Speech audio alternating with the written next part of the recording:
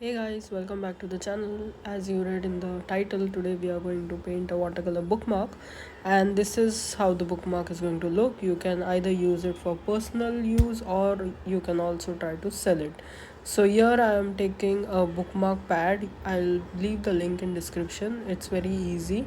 You can also cut the watercolor paper in its dimensions if you don't want to buy this one, but I prefer this one because it makes the job fairly easy and less time consuming. I always like to tape down my watercolor paper before I start painting. Here I have taped it down. Here are my colors. Prefer tube colors as always. My brushes are ready. I'm going to use only one brush, the thinnest or middle one. So the first layer of this watercolor bookmark is going to be a light green, very watered down green to be precise, because we don't want this layer to outshadow others. And the first rule of negative watercolor painting is to have build up layers and slowly reduce the water content as you move up the layers. So I'm just drawing leaves, and here as you notice I have not used any outlines. I'm just directly painting onto the paper. You can start doing this and it is a lot of fun, guys. It's not always good to stay safe, so I'm going outside my safety zone and painting directly without outlines.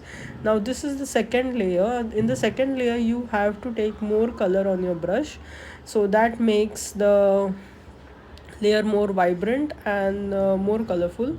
Here as you can see, currently we are having three layers. The third layer is darker than the second, and one big tip that I would like to give you guys is that always try to overlap your layers. That will help you create a beautiful design.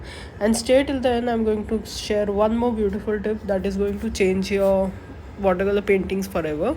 So here I'm trying to just put down the colors and put down the leaves. Also, when you're painting a background or a design like this, my tip would be to use different sizes of the design. Like if I'm painting these leaves, I'm making sure that some leaves are extremely bigger than the others. That will stand out and it will make your design look perfectly good and good looking to the eyes. And here in this layer I have mixed a lot of blue into my green to make it look darker. Don't add black into your colors directly to make them darker. I always prefer adding blue. And in the next layer, definitely I'll be adding a little bit of black to make it extremely dark, but still to make it stay in the green zone. But yes, this is one important tip. Don't add black directly into your paint.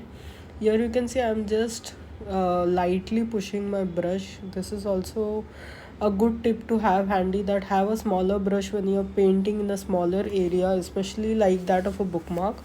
And here my bookmark is almost ready. I'm using an acrylic hoo marker of golden shade, because I think if I paint some golden leaves here and there, it will make it more pop. So here I'm removing the tape, and you can see this bookmark has turned out extremely beautiful. I'll just show you guys.